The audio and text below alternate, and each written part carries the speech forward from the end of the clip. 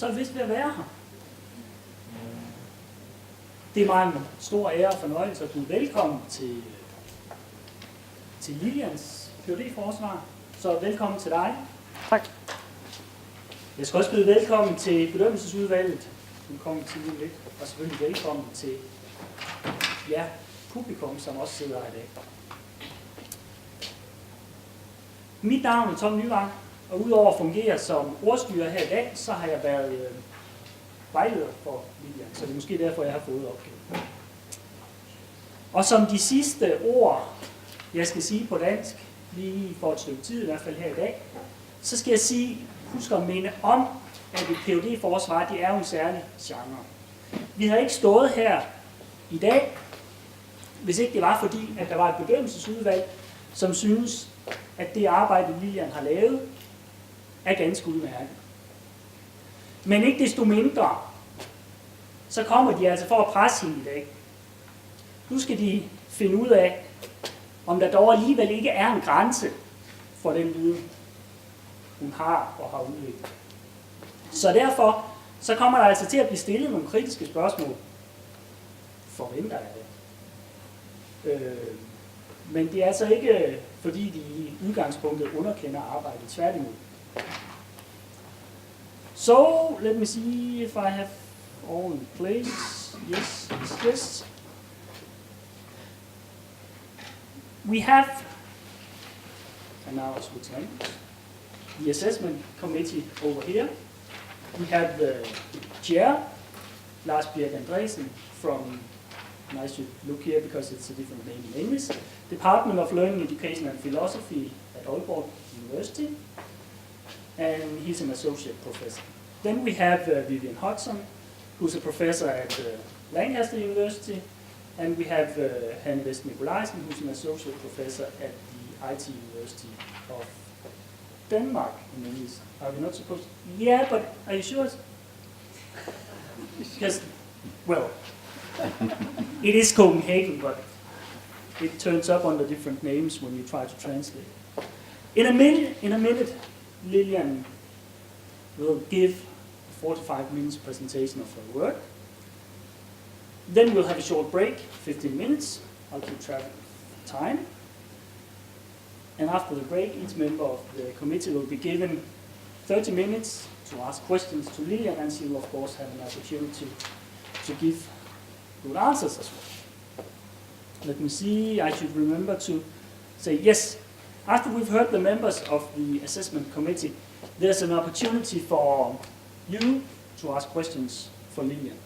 But please come and tell me during the break that you'd like to ask a question, because then I'll put you on my list. That's all. And by that, I'll give the word to Lillian. Thank you, Tom. And I want to start by thanking all of you for coming here, all of my family and friends who have believed and supported me in this work I've been doing, and my colleagues, which has been listening to this for a long time now, and looking forward to hear me today, I hope. And my research fellows for believing and collaborating with me in this work I've been doing. And Tom, my supervisor, for supporting me, giving good feedback. And of course, the assessment committee for also being here and giving constructive feedback. I will talk about the learning potentials and challenges when we are integrating Web 2.0 in a problem-based learning approach. And I will start by actually trying to look back, because I started this work 6.5 years ago, so it's quite a long time. I will give you an introduction to my research questions, at least as they turn out to be. And I would come in on the approach that I worked on and how I actually see this. Through my work, I find some themes where potentials and challenges were identified. And in the work between up until now, I actually have been looking a little bit more about some of my analysis and the themes that I found, and try to bring them a little bit further than actually I found in my thesis. And then I will end up by letting you know what I think I've been concluding with my research, or what I see of prospects with it. I will start by also telling the philosophy of my PhD work, because I actually believe that we cannot design learning, but we can design for learning. Because I actually predict that, or I think that we can't predict what the students actually learn, but we can help them, facilitate them, scaffold them by actually designing different kinds of learning and give them a framework to learn within. So throughout my work, I've tried to keep this in mind, that we actually are designing for learning and not just designing learning.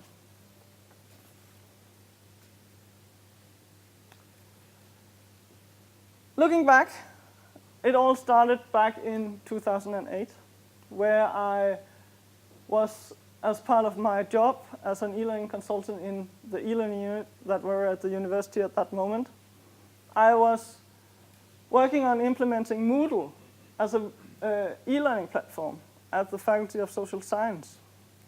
And through that work, I identified some need for actually being able to not just introduce the work of Moodle or how Moodle works, but actually also introduce how can we support the teachers even more. At the same time, I was also invited to participate in an EU project working with enterprise architecture together with other colleagues from e-learning lab. And through this work, I used, together with them, a collaborative method called COET. And I also found in this that it had a lag, because we were doing workshops, but there was a lag in actually how could we maybe scaffold the teachers even more in actually performing the setup that they have designed for. In the same period of time, the AAU management actually had an interest written down on developing problem-based learning, ICT, with a focus on Web 2.0 and e-learning in different interdisciplinary activities. So I went to Michael and said, I would really like to look more into this and see if I could do a PhD on this. And luckily, Lone and Michael actually agreed upon that, and that's why I got started with this kind of research. In spring 2011, I invited the teachers from social science to actually collaborate with me in a workshop, and based on that, I got 3 cases to work with. 3 of the teachers that were involved in this workshop actually had an idea that they wanted me to scaffold them and collaborate with them in actually performing this in their lectures. One of the cases was using block for dialogue, looking at reflecting on theoretical issues. Another case was giving the students the opportunity to have unlimited supervision, kind of 24/7, as long as it took part in an online environment. And I even had the opportunity to have this going on for 2 iterations due to my part-time PhD.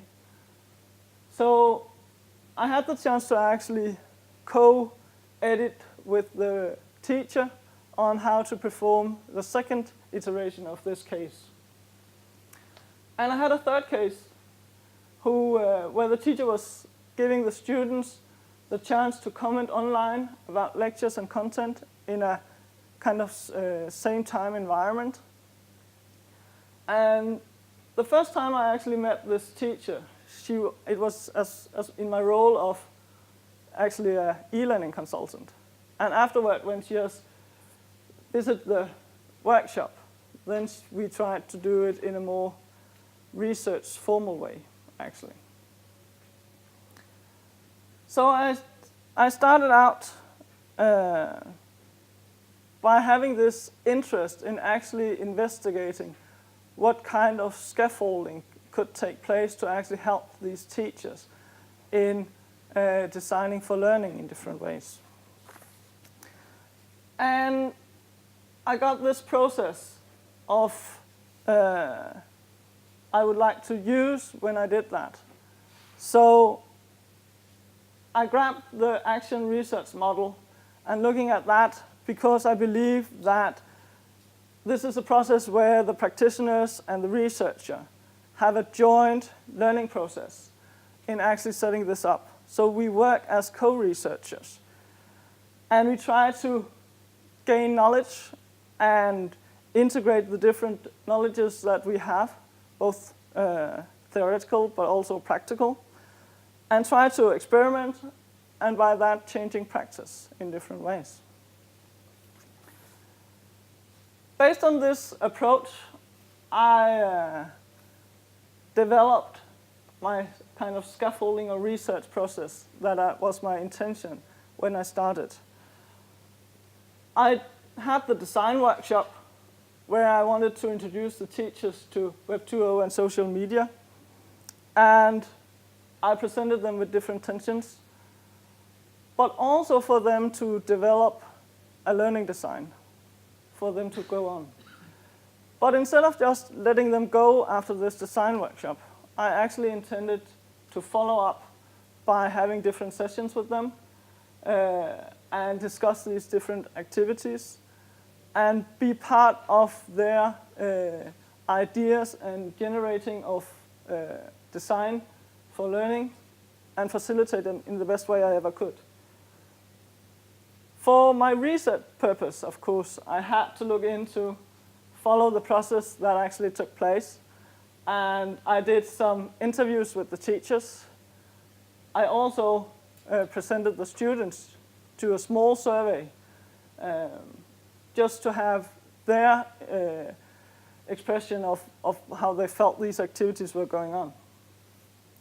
So I ended up by having, within 2 or 3 iterations, I wanted to see, or ended up with these research questions, I wanted to see how can I actually conceptualize the scaffolding of teachers when they are planning and introducing new learning designs, trying to combine problem-based learning and Web 2.0.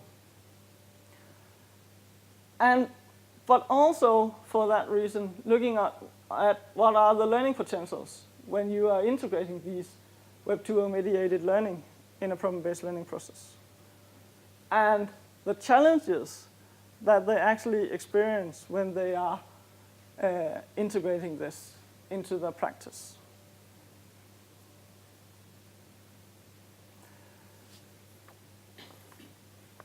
My approach could be, or could say to be, kind of a triple construction, because I would really like to look at problem-based learning and network learning as a pedagogical approach for this.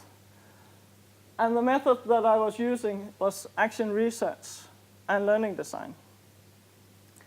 And within these triangle, you could say, or I believe, my assumption is that the core values in this is collaboration, it's sharing of knowledge, and I believe strongly, and this is also a core value in these 3 approaches, that knowledge is constructed in social interaction.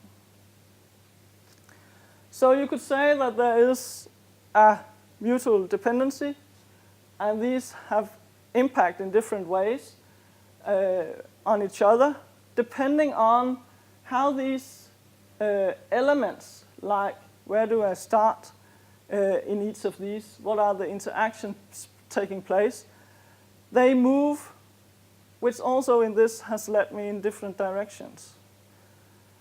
So I believe that this gives a dependency between the three approaches, and it could have an impact on each other in different ways.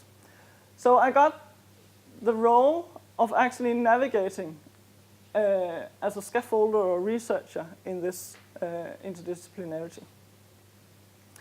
And I will say that I didn't feel like this guy, but I think that it shows that we actually, in different ways, are depending on each other, and that collaboration is quite important in situations like this.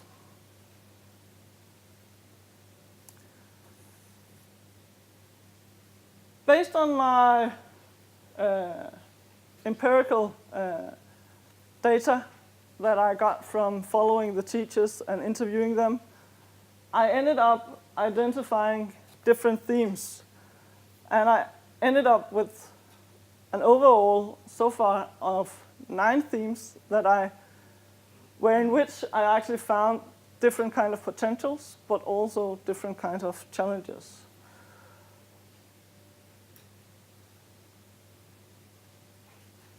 I have just mentioned some of the potentials that I found here, and you will see in the list in the folder in front of you all of the potentials that I actually think that I have identified in my research.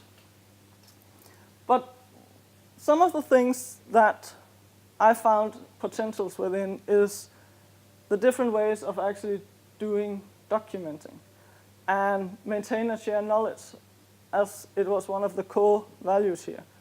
And I believe, and I have found that actually it's a way of developing the skills and competences of the students, which also are in line with what the teachers actually find. And I would like to draw on an example of one of my, from my data, because one of the cases was using this block to actually do reflection on theoretical issues and combining them with different kind of cases. And she was she was having an activity where she actually moved from doing it in an oral way, like having the students to present in lectures, and then moving to making them do it in a writing, doing it by blocking. And she believed that it would give them some skills in actually doing communication and working with collaboration more than it was when they were speaking together and working in groups, because they could comment on each other's and make more reflections. She was working towards a workshop at the end of the lectures, and she gave the students a chance to actually use this process by scaffolding them throughout the lectures up until the end where they had this workshop. It was a 2-day workshop. What turned out was that she actually got aware that it was very difficult to actually evaluate the students when you were working with this written blog instead of just listen to their presentations and try to have a discussion in that way. So, because which block did she have to choose when she was presenting them in the lectures? So, was she doing it by letting the students document their work, or was she actually doing it by making them evaluate in different ways? That was quite a struggle when I talked to the teacher. What also happened was that in the workshop at the end, the teachers actually, or the students actually, asked for a time extension to work more in the block when the workshop ended. They wanted a week more to actually gather all the data that they actually wanted, because they saw a benefit of using it in exam. So for the purpose of the teacher, something different actually happened instead of what she actually intended with this activity. So she also found that this was actually quite time-consuming to figure out what to deal with when you are working with this written part instead of the spoken. So it was a chance to actually balance the alignment between the learning objectives that she put up and the learning activities that she had, and how am I going to evaluate this activity that I set up. So it's a combination of both potentials, but also facing different kind of challenges. I have also only put some of the challenges here, and some of them are the role that the teacher actually have and the ability to develop competences accordingly. Also, as mentioned before, the balance between documentation and evaluation. How do we work with this way? And time has been a factor in, I think, all of the cases that I actually work with, because it takes time. And it can either be time-giving or time-consuming. Another example from my data was the unlimited supervision going on, where the first iteration showed that the teacher actually thought, and I mean thought, that he gained time because it was easy and the students weren't asking that many questions in the online forum. But from what he actually would have liked them to do and what he expected them to do, they didn't do, because there wasn't going any theoretical or methodology dialogue going on at all. So it was more time-consuming, or it would have been more time-consuming if he actually wanted the students to do the things that he intended with this, because he would like them to have this theoretical discussions and methodology discussions in a kind of networked environment instead of actually having it just with the different groups, so that they could gain different things from each other as a group or a class with 80 persons instead of just a group in 4 or 6 persons. So this communication as a factor as well, as a potential, is that the written word are kept in different ways, but the spoken could sometimes be an easier way to cope with these things. So the unlimited supervision, the case with that actually showed a limitation in the interaction going on with the students when he moved from the more spoken meeting perspective of learning to the more written one. And the teacher with the block case as well found that actually it was hard to have the time to look for misunderstandings or come up with an answer to the block writing that the students actually did. So having this having this kind of written thing actually gives some challenges, and the spoken thing or the spoken word have some strength in this way of interacting. Again, and time is a factor. All of this, and my themes, I tried to look at, and I tried to think, how can I actually put this or gather them in different headlines on this, and I came up with this model because I actually think that it has different didactic values, and you as a teacher needs to do didactic consideration when you are designing for learning. So working with this and trying to see the different themes within this, I was in the conditions.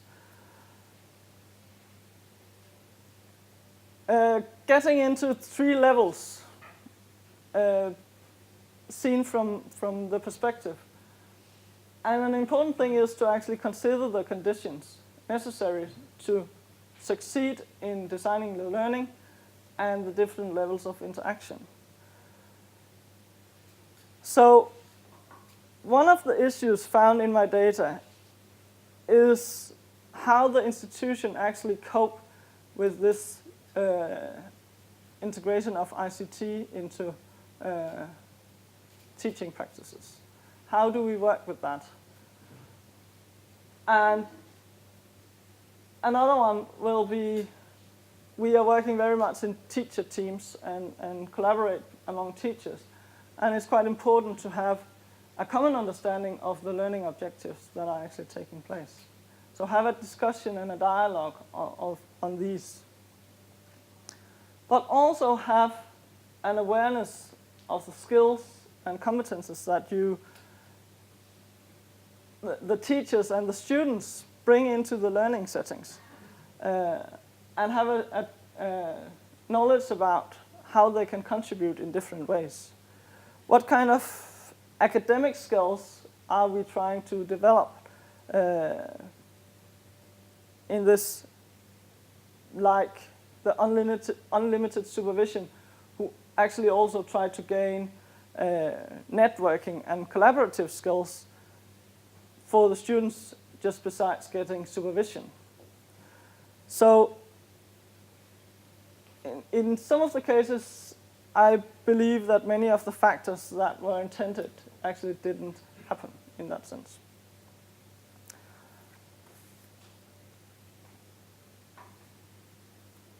For the configuration as a headline, I think that it's important to look at the pedagogical approach and the scope on how to deal with this. For instance, who is in control? And just regarding Aalborg University, I've worked with this model where it's presenting some continuous working with problem-based learning, like problem, the work process, and the solution, within who is in control, either the teacher or the participant. And throughout my research, I found that here at the university, we actually have this PBL AAU model, and we are working very well with it in project work. But how are we actually dealing with it when we are talking about courses and active learning and taking into consideration this pedagogical approach and scope of problem-based learning? And therefore, I have put the slides more within the middle than within the participant-controlled approach of this. So, designing for learning and considering the pedagogical approach and the kind of activities that you want to is one of the ways to actually work with this configuration and planning, and how you actually work with documentation or evaluation, and the examples that I've been given before.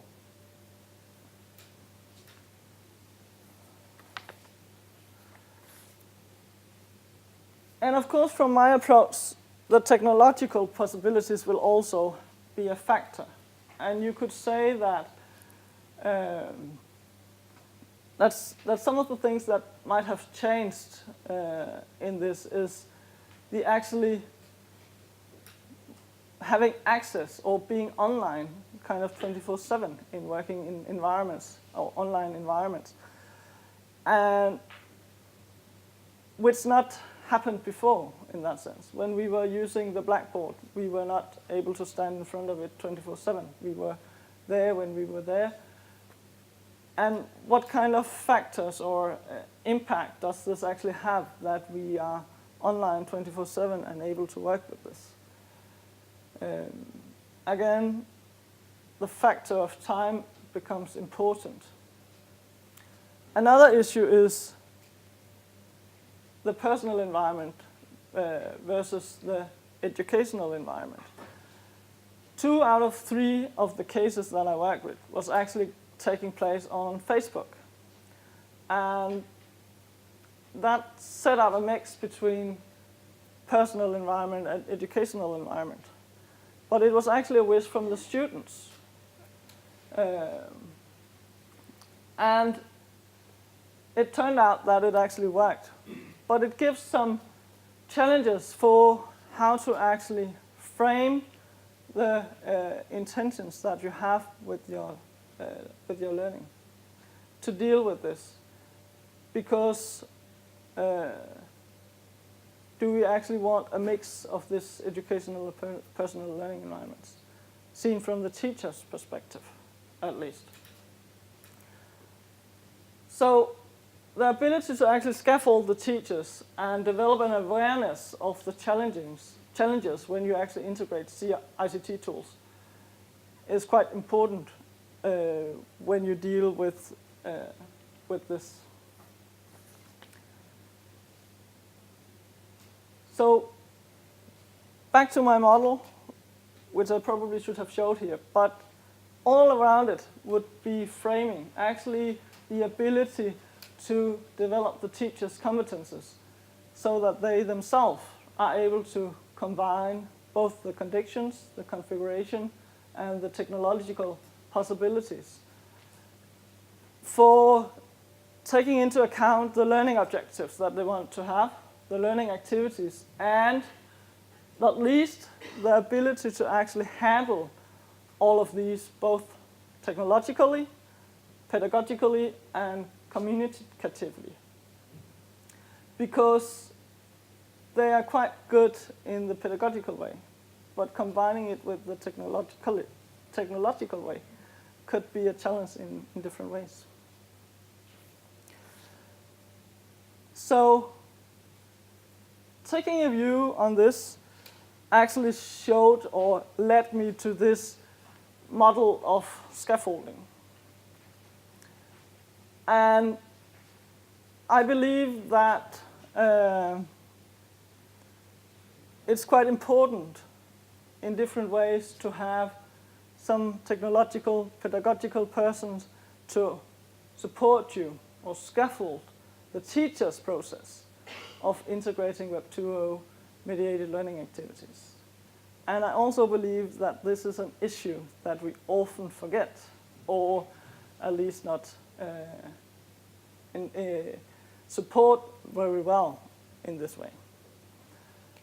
Also because the teachers actually are experts on their domain, and for that needs to scaffold the students in their learning process.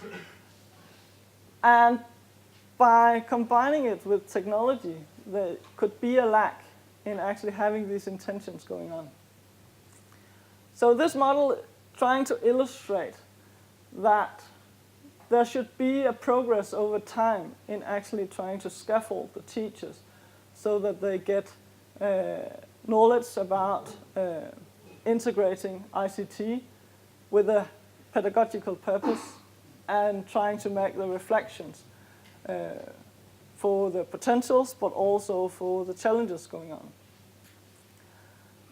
And also the ability to know when to break down the scaffolding parts so that it's more or less becoming a more natural part of it. And I think looking further on scaffolding, you could say that we are working with two kinds of scaffolding. The external scaffolding, which was the one that I saw when I implemented the Moodle environment, and the one that I saw when I was working at the EU project, that we instruct teachers or learners in the use of ICT, and maybe even in a specific platform or a specific ICT tool, and then the scaffolding is removed, and the learner stands on his or her own feet in the further process of actually learning how to use this or integrate this in their learning environment and their learning practice. I would like the more transformative scaffolding, where we work with a movement from this externalized to internalized scaffolding, where we actually look at a process where scaffolding supports this transformation taking place from external, like a joint learning process, to the more internal scaffolding, so that it becomes a natural part of how teachers are thinking on in their design for learning. So looking at these two perspectives kind of lead me back to the beginning, where I saw the need of scaffolding the teachers, more than only having the external scaffolding taking place, and to make them able to use the technology combined with the pedagogical approaches in a more active way.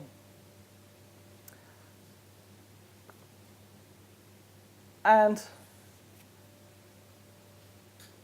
just to give another, it has some different text in it, but it's how I actually tried in my way to scaffold the teachers. So this is how it looks from my perspective as a researcher and a scaffolder in the design process. So what I actually did in my role was that I also tried to observe how this learning activities actually was integrated and the process that the students actually took place.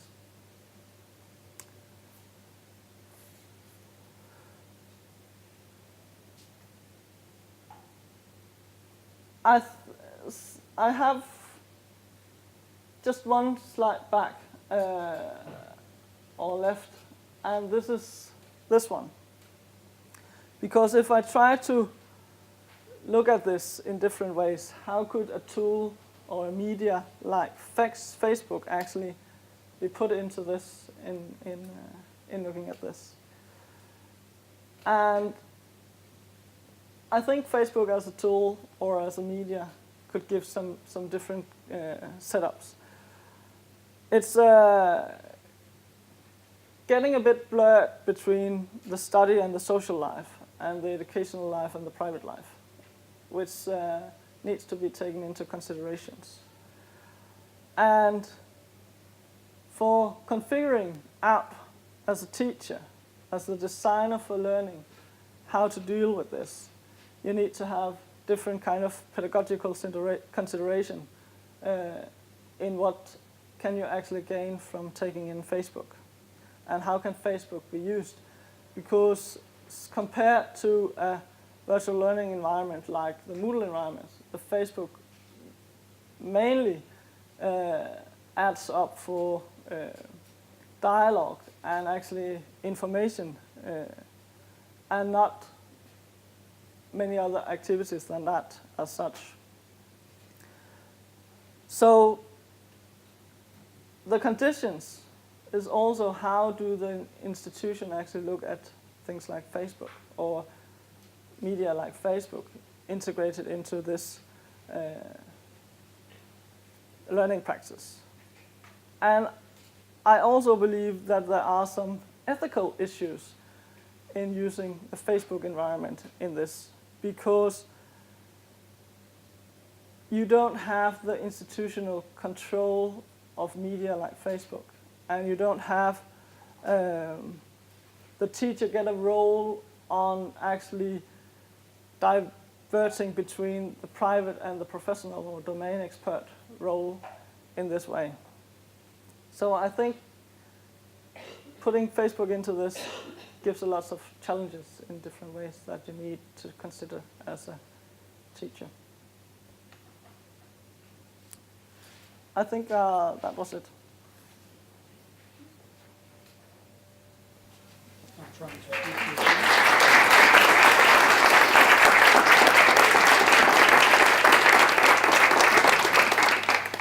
Thank you. Now we have a 15-minute break. I'll be very harsh and make you get back in here so that we can start in exactly 15 minutes.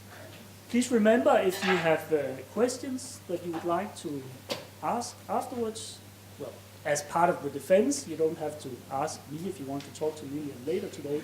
I'm sure she has people taking care of that. But if you would like to ask a question as part of the defense, then let me know during the break.